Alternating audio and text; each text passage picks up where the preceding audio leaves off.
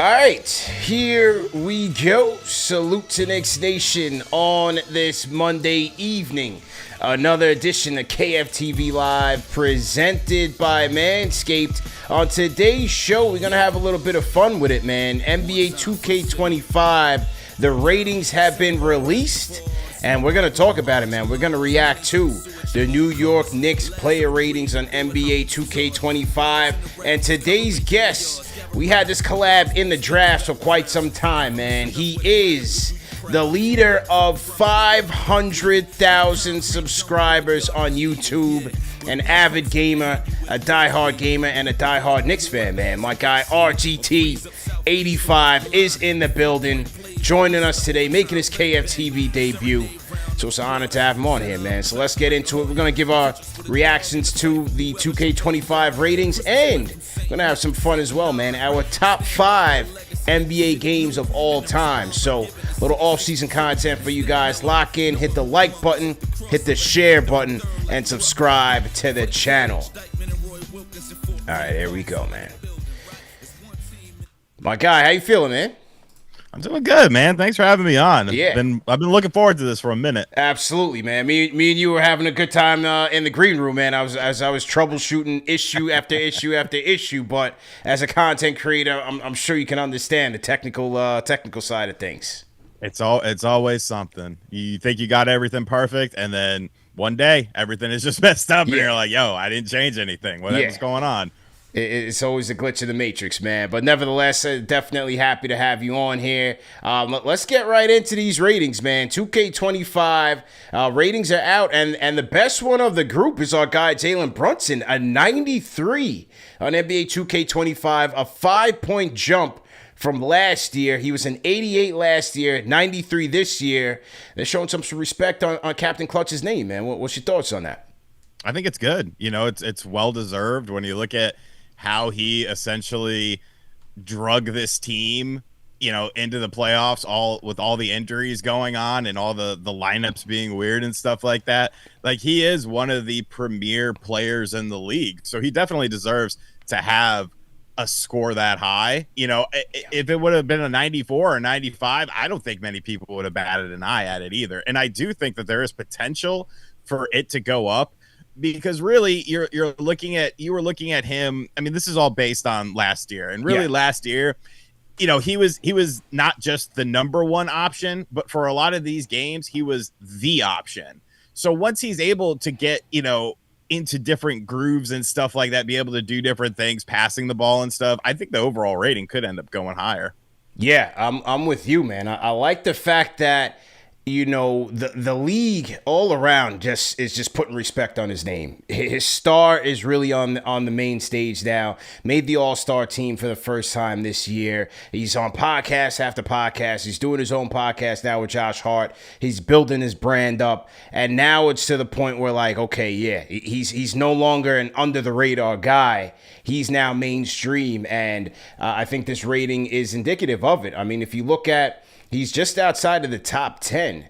You have the top 10 is Jokic, Doncic, Giannis. They're all 97s. SGA, Embiid, 96. LeBron James, the ageless one, and Steph Curry, 95, along with Jason Tatum. Then you have KD, 80, and Ant-Man. That's 9, 10, 11. And Booker is tied, and Brunson's tied with Devin Booker, 12 and 13. I think that's fair, man. That's where he needs to be.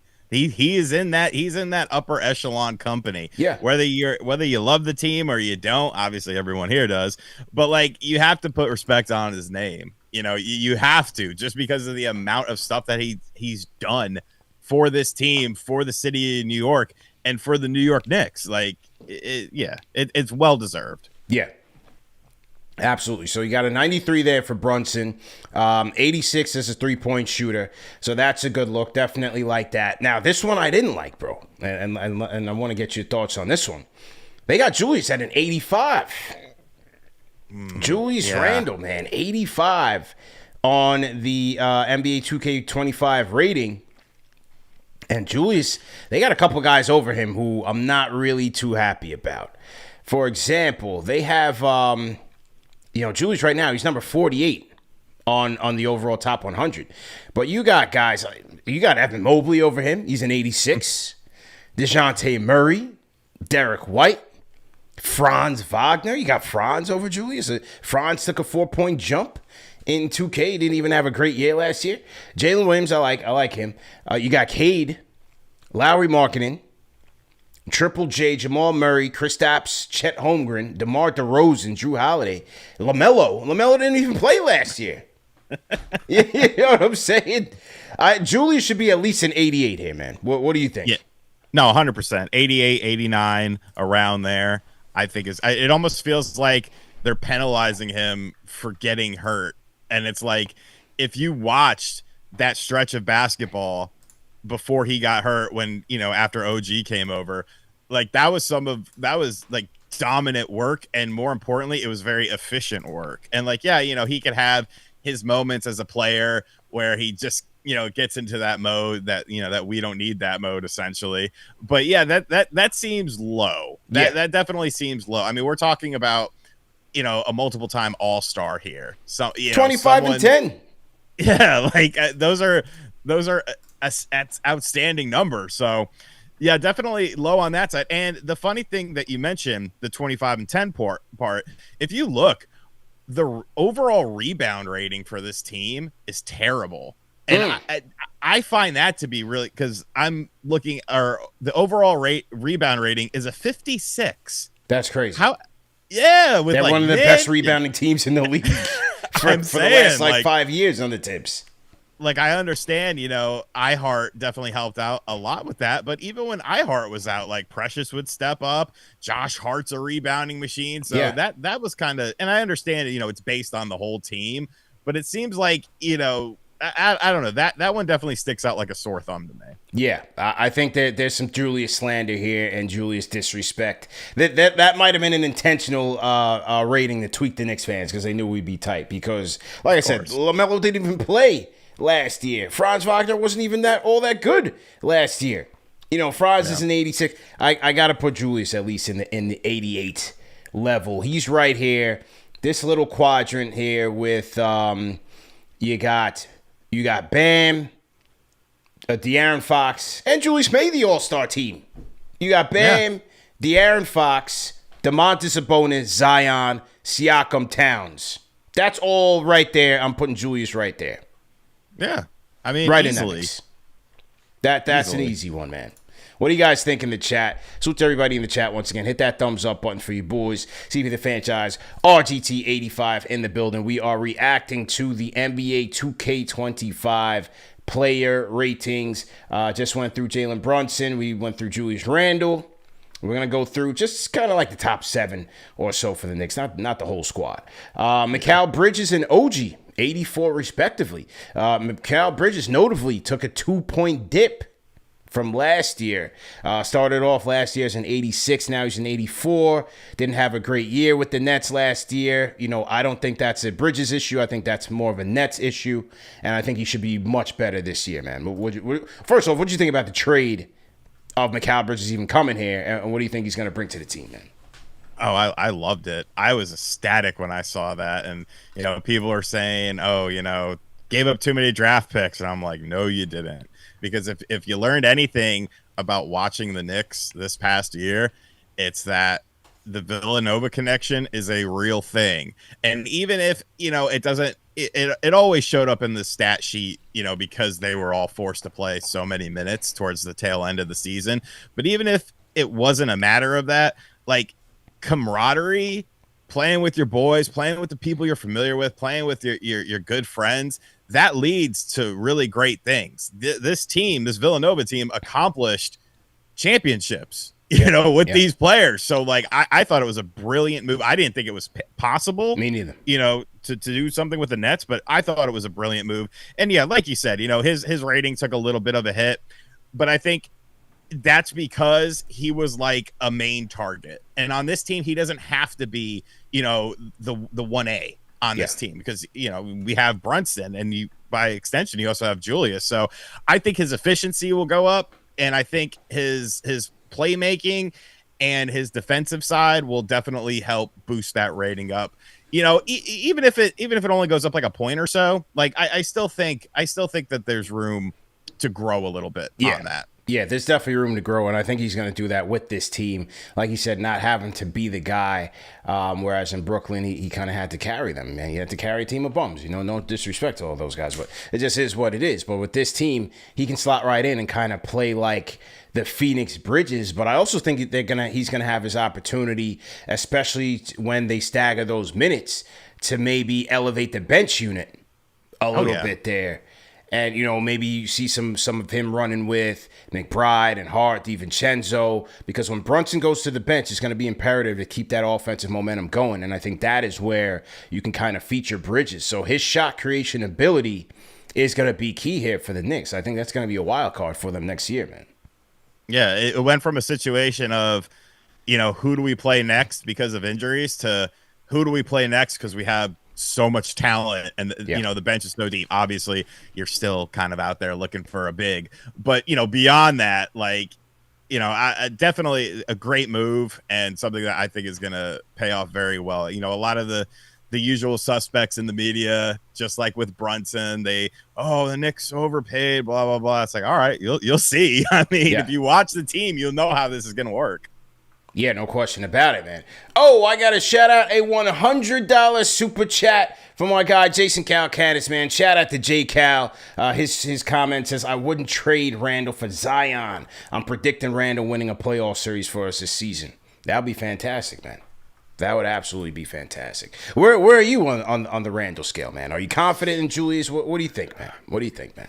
It all comes down to whether or not, where I think it's a mental thing at this point, whether or not he can accept kind of how this team is built now to where he doesn't need to take a crazy shot, and you saw flashes of that when OG came over and the three of them were playing. It was just very efficient. If that's the Julius Randle that is playing for this team, I don't think you mess with that. Like, I don't, if there's, problems behind the scenes, something ends up happening, this, that, or the other, then you kind of look at it. But if it's that Julius Randle that we saw in that stretch when OG came over, like, that's a beautiful fit. Plus, you might need him to play some five, so. Yeah. They're going to need him. They're definitely going to need him. Like, his shot creation ability, you can't undersell that, especially what it means to this team and their prospects to truly reach their potential, to truly be a contender. You're going to need him, and you're going to need him at his best, because I think that can unlock a lot of guys, including Jalen Brunson. Like, Jalen Brunson's ability to play off ball is going to be crucial for this team, because he's a lethal shooter as well. So if he's going to have opportunities where he doesn't have to just be out there creating for himself, where you have a Julius Randle who can draw the double teams, force a defense into rotations, and then you're swinging that ball around, and all of a sudden it gets into number 11's hands. He's got a wide open, he's stepping into wide open, catch and shoot threes. That's going to make this offense even that much better, man. So Julius is definitely going to be very, very crucial to this team. So shout out to J. Cal for the $100 super chat. Okay, who else we got in here? Shout out to Mr. Duns, all our Fanchise channel members, man. Go ahead and leave us a custom emoji in the chat and let us know that you're in here. CP the Fanchise RGT 85 in here reacting to the latest NBA 2K25 player ratings. So are you still there? Check one, check two. Is this a new stream, or is it the same stream? No, it's the same stream. Yeah, it looks like we're back now. Back up? Yeah, we're back up. All right. on the same link. All right, there we go, man. Back up and running. There we go. Just a little glitch in the matrix, that's all. We were talking about OG Anunoby's rating, 84. Took a 2-point increase this year. I thought that was accurate. Rightfully so for OG, man. Your thoughts? Yeah, I mean, he played great. The Philadelphia series, he was a lockdown defender. He was dunking on Embiid. He was hitting the three. He was aggressive. So, obviously injuries kind of, impacted what you really could have seen out of him. But, now like we've been talking, there's a little bit more depth. So I think you're going to get, OG in his prime in this sort of situation. Yeah, I'm looking forward to seeing him this year. Obviously, injuries is going to be the big factor for him. He's going to have to stay healthy.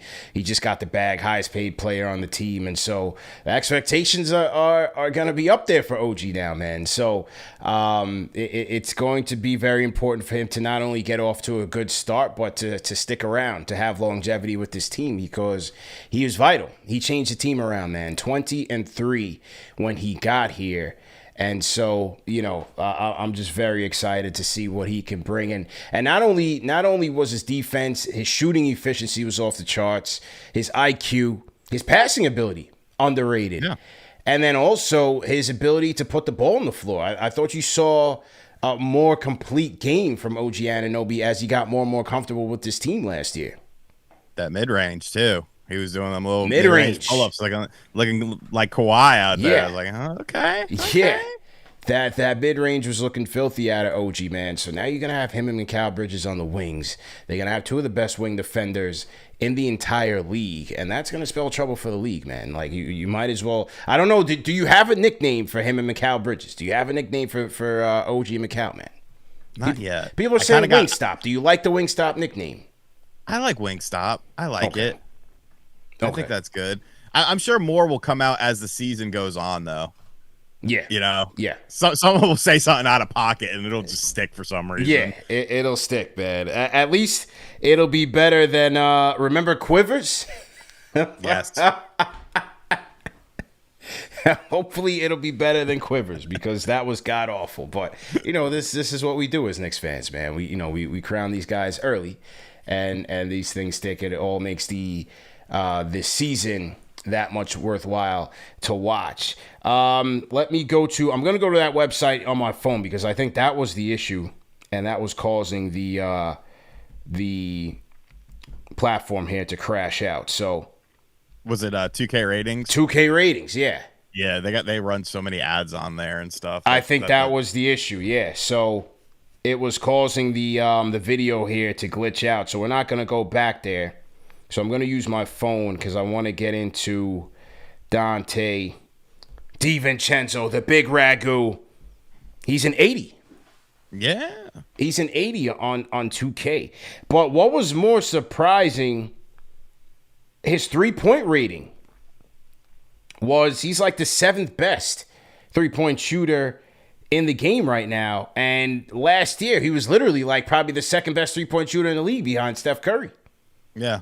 I would almost, because I think his 3 is an 86 along with Brunson. Yeah. I would put him a point higher than Brunson. Yeah. Me personally, I mean, Brunson can obviously hit the 3, but that's Ragu's game. Like, when he's out there, he's probably going to try to shoot a 3 or maybe even dunk on you, because he gets feisty out there. But I would have put his 3 up a little bit. But yeah, I mean, once again, well-deserved rating. And I think, once you also have to factor in the efficiency thing as the season progresses, he's going to get way more looks and open looks than he was getting this year, because you can't just lock down 1 or 2 people on the defensive end if you're an opposing team and just be like, okay, well, these are the only guys that can shoot. It's like, nah, it doesn't work like that anymore, pal. Yeah. Like, there are options out here. So, I might have put him a little higher. I would have put his 3 a little bit higher than Brunson's, but, glad to see it moving up.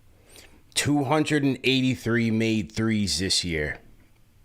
40% shooter. 9 got 10. Fournier out of there real quick. Yeah, got Fournier out of there real fast. Real fast. I was kind of like, I loved Evan for, what he did, but I was kind of like, all right, this feels a little better. I like this a little more. That one felt real, man. And so Ragu's going to be very interesting this year, because they can't forget about him, man. No. He's going to be going to the bench, and with that type of three-point accuracy and firepower that he can bring, like, yes, Bridges is an automatic for the starting lineup, but you can't forget about Ragu, man. He's got to get a lot of minutes off that bench, because you're going to need his offense. Can't forget about him. I could see him potentially closing a lot of games too, depending on like the matchup on the defensive end. But if you're going against a smaller team, which I mean there are a lot of smaller teams in the league, and you're needing that firepower, he's probably not going to start, barring any sort of injuries or something like that. But I could see him closing a lot. Yeah. No, he was to me one of the best contracts in the league. Especially to see that they got him at the mid-level exception. He was one of the best two guards in the league. And like I said, behind Steph Curry, the best shooter in the league. Yeah. And Steph is Steph. He's a video game. He's lights out. So, Ragu had a phenomenal year. And it was funny, that game against Detroit when he did break the record, Fournier was trying to guard him like white on rice, man. Yeah. We were like, yo, Fournier, where was that defense when we needed you instead of you bumming it up for the 3 years you were here? Fournier was not trying to see that record go down, man. He wasn't. He gets like that sometimes, though. Yeah. Like if you watch him, the overseas games and stuff, like during the Olympics, it's like, where's this guy been? Like, plays with a lot more pride. I thought this was the dude that was signing with the Knicks. Plays with a lot more pride, man. How about Money Mitch, Block Nest Monster, man? He's an 80 this year. Took a 2-point dip from previous 2Ks. Mitchell Robinson, what do you think, man? 80. I mean, I'm cool with it, because the overall score factors in everything about a player, and when you look at Mitch, it's like, what are you getting from him offensively? You're going to get some dunks. You're going to get some putbacks. And, but that's all. That's also all you really need out of him, too. So, his defense is probably a vast majority of that rating. As long as the blocks are looking good, as long as the rebounding numbers are good, because how that ball in 2K tends to gravitate to certain players based on their ratings. I think that's fair. And once again, room for improvement. He's obviously looking to prove a point this year, that he's durable, that he's healthy, and that, he can contribute. I always think of that one play. I don't remember against what team it was, but that inbounds play where he was out on the 3-point line and he just drove with the ball and everyone was like, what? Show me a little more of that. That was fun. I like that. And Mitch, man, he plays with an edge. He's got a chip on his shoulder. He hears the naysayers, and a lot of naysayers are regarding his injuries. And I think he still wants revenge on Embiid, man. Embiid, that was a dirty play with Joel Embiid in the playoffs. I was very tight about that because any other player at any other time during an NBA year, that's an ejection. When Joel Embiid, I mean, you could have really, really hurt the guy, and he did. Yeah. he did hurt him. No, I think everyone was mad about that because it was, you could say, oh, this, that, or the other. It's like, nah, bro. Like, you knew what you were doing. Like, you clearly knew what you were doing, and you took out one of, our key players in this, and we still got the job done. Still got the job done, man. So that first Knicks-Philly game, which is going to be within the first 10 games. I think it's the 10th game of the season in Philly, which will also be an NBA Cup game if you guys are into that. But that'll be in Philly. That's going to be one to circle, man. Get your popcorn ready. Mitchell Robinson and the squad will be ready as well. Deuce, 79. Took a 5-point jump. Big jump for Deuce this year in 2K. 79 rating, including an 85 3-point rating. I think that's fair for Deuce. What do you think? Yeah, I think that's very fair because, the second half when he was having to play more, he was stepping up. Like, there were some games where he was just hitting every three that he took. Yeah. So, it was like, I think it was the game right after Dante set the team record for threes in a game. Like, he came out and hit like 4 in the first quarter, and everyone was like, what's going on here? Like, boys wilded. So, no, I mean, he's a player that tremendous upside and someone that is very versatile. And once again, I think this is going to be a better year for him because I don't think he'll have to focus as much on being like a playmaker when he's out there because now he'll have more options, when it comes to people like Bridges, Hart, and Devo out there with him. So, it's going to be, I think, a different, more mature Deuce, but like he's one of my favorite players. Like I love his energy, his defense. and some of those crazy dunks that he does. It's very athletic, dude. So yeah, I'm glad to see him get that ratings boost as well. Yeah, he's a guy that fits this culture to a T. And I remember when they drafted him, Berman came on here. Berman, the poster, came on here and talked about, this was a Tibbs pick through and through. Like, Tibbs wanted him here, and it's so ironic that of all the Knicks young draft picks, he was the last man standing here. Deuce was the last man standing, and we've seen him improve his game and step his game up. His work ethic has been consistent. Defense was always consistent, but really it's his shooting ability really came on strong last year and was well-timed, especially when this team was down a lot of key assets there, man. So Deuce had a number of games. Remember the Golden State game? He's checking Steph Curry for damn near 48 minutes. On the other side, he's torching the Nets. I mean, that might have been the best game that he played. The Philly series, he had a couple of key plays. So Deuce was great last year, man. Phenomenal season by him. No, and great contract too. Great contract. That was a great contract. Yeah. They need a redo of that one, man. So, yeah, that's Deuce McBride, 79. We had the website up, but it's a little too glitchy, man. So, and that I think was the primary cause of the technical issue. So, we're just reading the ratings off of our phones right now. One more I'll go through. Precious is 78. Took a 2-point rise there. Came through at 76 last year, but 78 for Precious. Hey, I think that's pretty good for what he brought to the team, for what his role is going to be on this team. That's my dude. Like, you know how you are with Burks? I'm like that with Precious. I love that dude. Like, I just, whenever he does anything, as minuscule as it is, like, I get so happy. I was so happy that they brought him back this year, and obviously that does have that open window for a trade. And if need be, do what you got to do. But I like his game, man, and I think it can become a bit better. He's still pretty young. Still young, I mean, there were games where he was dominant on the boards and stuff like that game. The game against Toronto, where he yammed it at the end of the game. Like, that was awesome. Like, I like when he gets very energetic.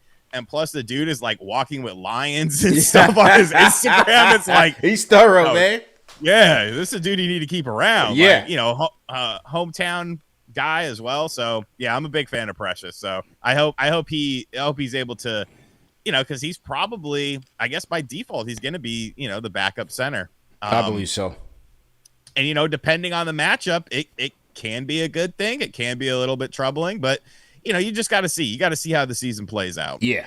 Yeah, I agree with you wholeheartedly. It was a move they had to make, especially when they lost Ihart and, every single backup center went off the board within the first few days of free agency. So it was clear that Precious was a primary target of theirs, and they finally were able to get it done.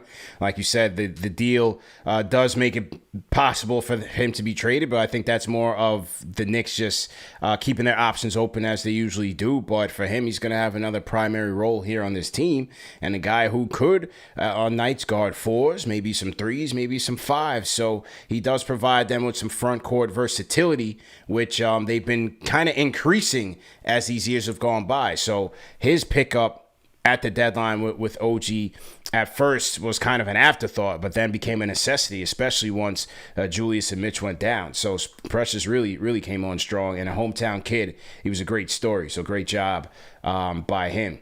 Shout out to the Rhyme Animal Chuck D, man. $50 super chat says we're going to make these toy game ratings look like toys. The Knicks are man up tough. Enjoy this 57-25 ride. Let's expect the chemistry to gel at its pace and how we respond to injury. Tibbs will have conditioning. Knicks Nation stand tall. J Cal salute to the Rhyme Animal Chuck D, man. $50 super chat. Definitely appreciate the support. Salute to Frank White.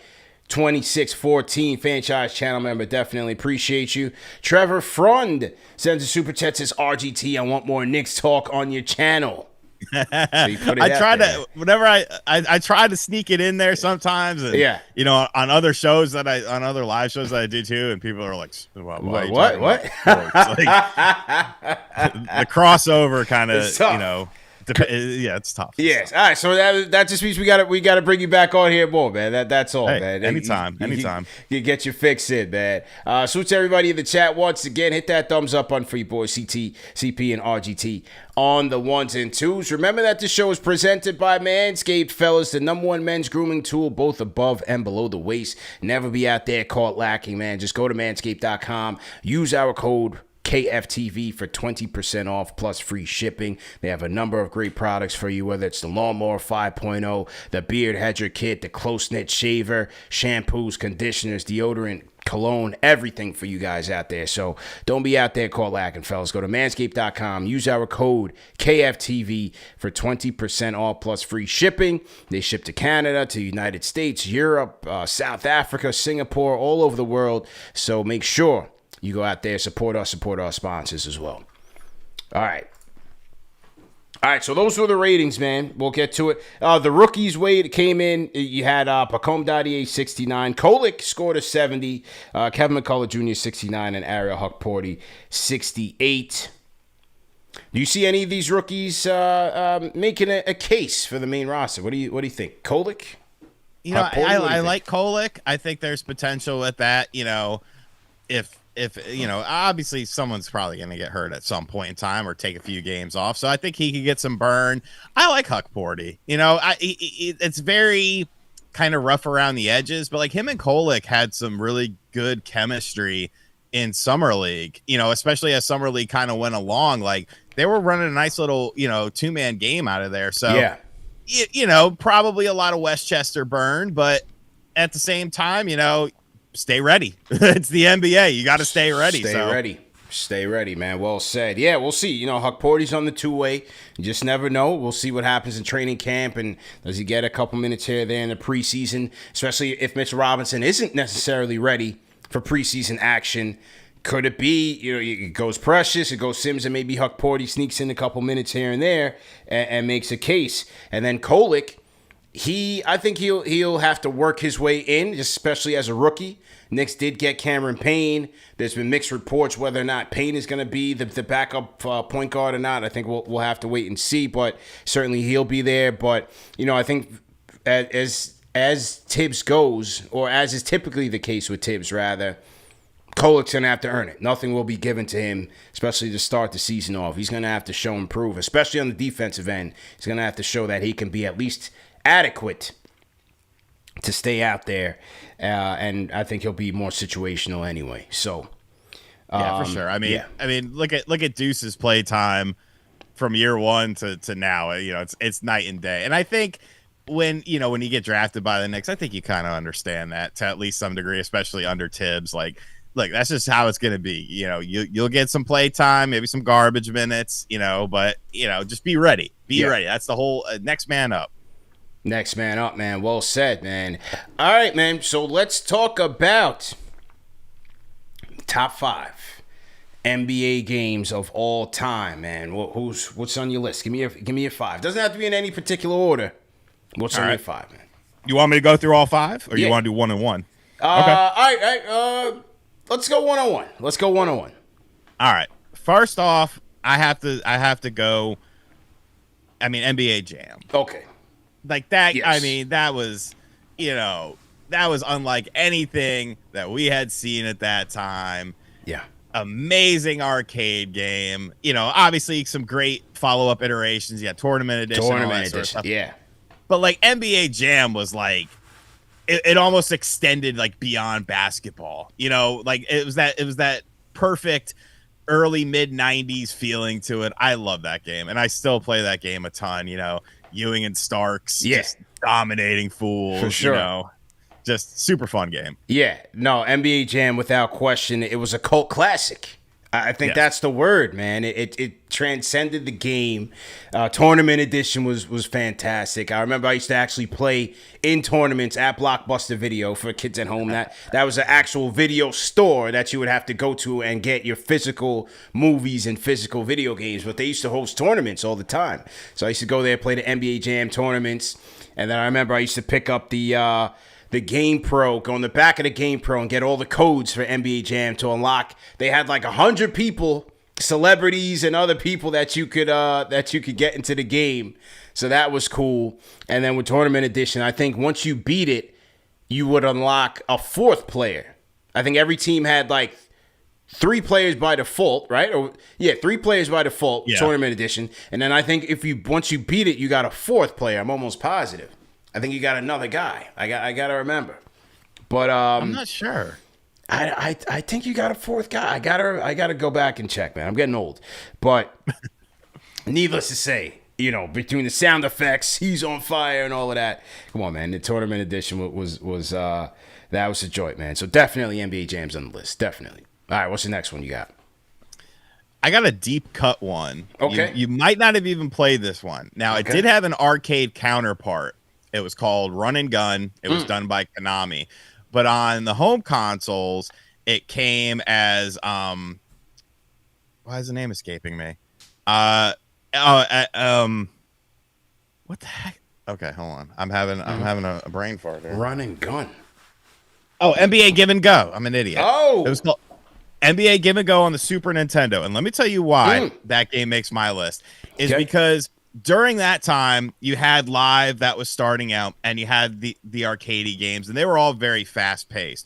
But NBA Run and Gun had, it was a more low-down view. You had these big sprites, and since they got the NBA license, you had, most of the players, obviously, you didn't have MJ in there. Yeah. But it was a really good game of arcadey, but kind of simish basketball. You could do some dribble moves, and shoot threes and dunks like that. I think it's a very underrated game. One of the best 16-bit ones that I actually didn't play until I was older because I didn't have a Super Nintendo growing up. I had a Sega Genesis. Yeah, me too. I was a Genesis guy. It's definitely. But Genesis when I first found that game, I was like, wow, this is really. I wish this was on. I wish this was on the Genesis. I'd have played this. Yeah, that's why I missed it. I was 100% a Genesis. I was a Sega head all the way straight through the Dreamcast, man.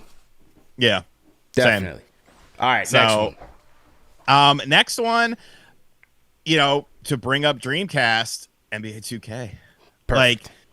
The first one was just, it was magical. It was just, I remember the first time I saw it, my between that and NFL 2K, it was like, what have video games become? Just, it laid the groundwork for what the franchise ended up being, a behemoth of a franchise. So, you got to pay respect to NBA 2K, the first one, because without it, who knows where basketball games would have been.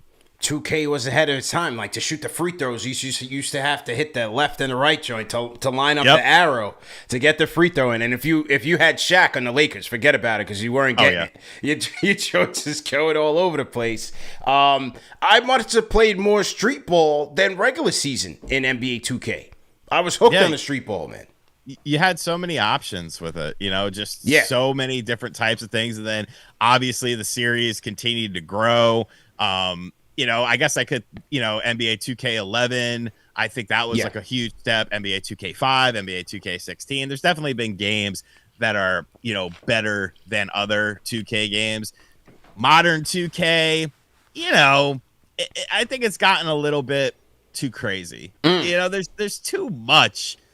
It's like the city stuff, and it's that's cool. The card games and stuff like that. Like, man, I just want to play basketball. I don't want to play as myself. I want to play as the players that I want. Do you feel like they're adding in all these glitz and gadgets, but also with these games now, especially when they're public companies and Take-Two and all of that, where it's all about the VCs and buying this and buying that. Do you think they've shifted away from the gameplay and gotten too revenue conscious?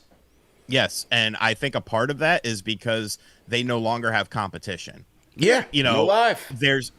There used to be so many companies making NBA games. Sony had their own with NBA Shootout. Xbox had NBA Inside Drive. Nintendo had Courtside with Kobe Bryant. True. You had Konami doing their own stuff. And then you had Live and you had 2K. So you had options every year. So even if your game was better than another game might have done something better than yours. So you looked at it. You said, okay, well, maybe we'll put something like that in our game next year. And with the lack of competition, with Live falling off the face of the earth and, nobody can afford to, because, that's modern gaming nowadays. It costs so much to make these games. And so, you don't see a lot of that sort of stuff anymore. You know, you could just say, oh yeah, we added in 7,000 new animations, and I'm always like, every year I'm like, where are they? Where is you it? know, Where is it? And I remember, like, especially with when the next gen consoles came out, they'd always try to trick you with the commercials, like, oh, look at this, and it's like, bro, the game looks nothing like this. Especially we're talking basketball, but like when they try to fake you out when Madden next gen. And it was like the commercial was nothing like what the gameplay was going to be. It all looks the same. I agree with you, and that's a good point. No competition anymore. It's a good point. There's nothing. Definitely a good point, man. Next game, going back to NBA Live, got to give it to NBA Live 05. That game. 05. That had the dunk. That had Melo on the cover. Yes. It had a dunk contest. That was super fun. That was probably the last live that I really enjoyed playing. And the best part was live was full price, but NBA 2K5 was $20. That was the one that had Ben Wallace on the cover. So I was like, I could splurge. I'll buy them both. And so, you know, sometimes we'd play. I remember Rasul Butler on Miami. For some reason, in that game, I swear to God, this wasn't, you know, under the influence or anything like that. Marv Albert would always call him the Cardinal. And he could, if you did corner threes with him, every time it would go in, I would score, like me and my buddy would be playing, I would score like 60 points with Rasul Butler. He would get so mad at it. But like so many fun games, so many fun memories. And like that dunk contest, that was legit. That really made it kind of stand out from 2K, and it made it feel different. Because they were very different games at their core. For sure. Was that the live? I think I had that live. Oh, you said 05, right? Yeah. Yeah, I was definitely in college. Yeah, so we were definitely having like live tournaments and going crazy. Was that the live where they emphasize the moves? Like you could post to somebody and like you can cross somebody up and really. Okay, that was the one. Yeah. The Rockets had a problem in that game. Rockets. It was really the last time that, you know, because live hung around for a little bit, but 2K was just, you know, it kept growing, and you know, live was trying to, you know, like, oh, maybe we should scrap this and, you know, start a new engine, and then they did a terrible demo for the PS3 one and stuff with the Andrew Bynum T pose on the court and stuff. That's, you know, I do miss it, though. I miss it because of the lack of competition. Yeah. Live was, it had its moment in history, for sure. Definitely. All right, so that's your list?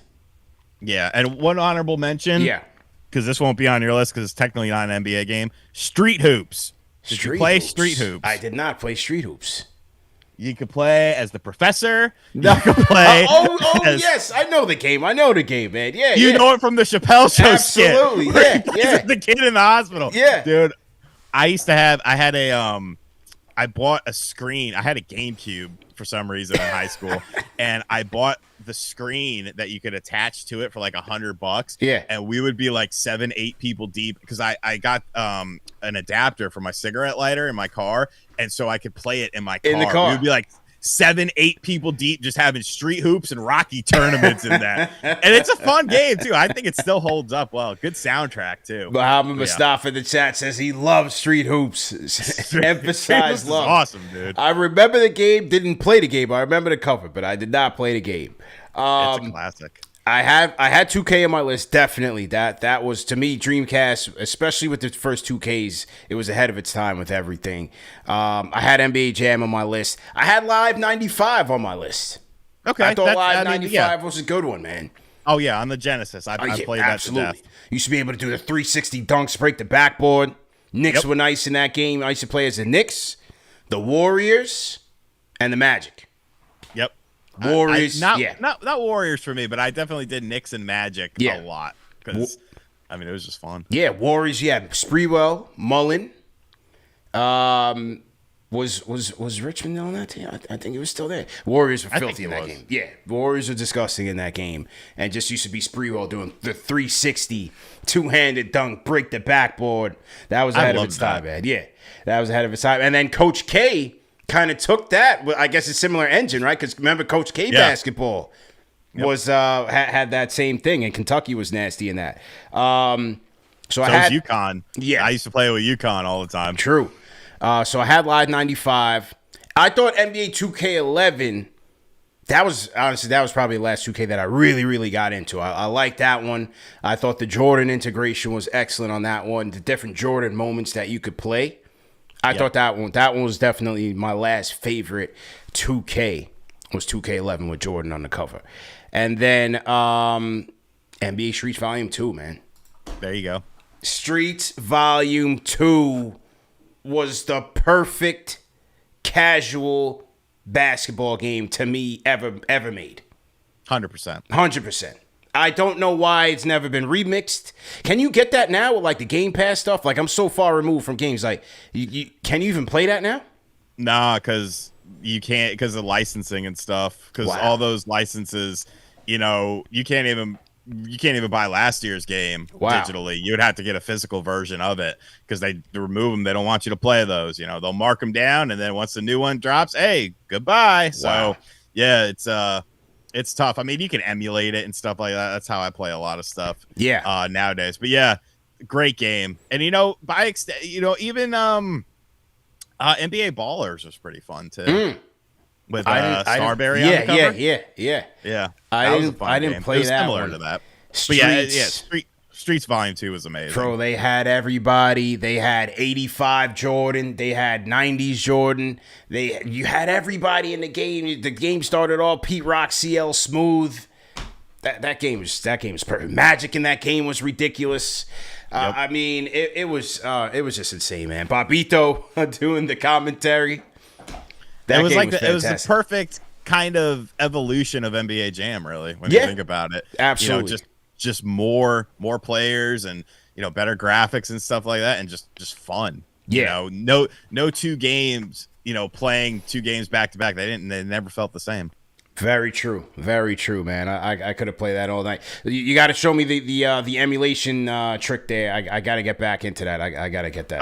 Get that in the house, man. No question about it. It's a lot easier nowadays, man. I got this 12 terabyte hard drive here. Yeah, it has everything ever on it. Like, nice. It's even got PS3 stuff on there and stuff, so yeah, it's pretty legit. All right, let's do it, man. We'll definitely talk offline about that for sure. Frank White in the chat, Volume 2 was epic. Yeah, no question. That was my favorite one. CP the Fanchise RGT on the ones and twos. RGT 85 in the building. Talking Knicks, man. A little off-season Knicks talk. What's your fan story, man? Let's close with that. What was your Knicks fan story, man? How'd you get into the team? Growing up in Southern Connecticut, the Knicks were always on television, and it was kind of like a family thing. You would watch the Knicks games, you would watch the Giants games and stuff like that. So, just growing up, I remember my parents were in a bowling league during the infamous choke game with Reggie. Mm-hmm. We were at the bowling alley while it was happening, and like nobody was bowling. Everyone was just watching this one TV, and you could just hear a pin drop in there. And so, I've just always been a fan of the Knicks. I did move to North Carolina, and so I also became a fan of, the Bobcats, then turned into the Hornets because I used to go to the games out there and stuff. But I've always loved the Knicks. And then once I came back to the Northeast, it was just like, it was the perfect time because they were at their absolute lowest. RJ was a rookie and all this sort of stuff. And it's like, I like this team. I mean, I need to get back into this. Good memories and stuff. So, I would say, after the Melo era, and then before that, I kind of just focused more on Charlotte because that was the local team, and they had Kimba and stuff. I was a big fan of Kimba Walker from his college days and stuff. But yeah, I've always had a soft spot for the Knicks, and it's great to see them doing well again. Yeah, no question about it. Well said, man. A lot of Vegas sports books are tabbing them for 52 wins. Over or under? High or low? What do you think? If they could do, they got that 50 burger last year. I don't see why they can't this year. They gotten substantially better. Yes, losing iHeart does suck, but it's next man up mentality. It's not about an individual player. It's about the team. And this team, I feel, will have the intangibles and I guess really the power of friendship that's going to propel them to, they'll be right up there. I don't see any reason, barring any injuries, I don't see why they're not right up there with Boston. I know everyone all of a sudden thinks the Sixers are the number 2 team in the East. I'm sorry, but a beat up, an older Embiid, an older Paul George, who's very injury prone, and Max, he's great and he's young and all that sort of stuff. But I don't see it, man. I don't see it. And I know they got it. They improved the bench and stuff like that. I think the Knicks are the default second best team in the East. Put some respect on them. And if it comes down to the Knicks and Boston in the Eastern Conference Finals, I'm not going to be surprised if the Knicks take them. There you go. Well said, man. My guy RGT 85 laying it down. Great show, man. We did the 2K ratings, got into some hoops games nostalgia, and tapped in with the orange and blue past and present, man. Great show, man. Great to collab with you, and let's do it again later this season, man. Let's definitely do it, man.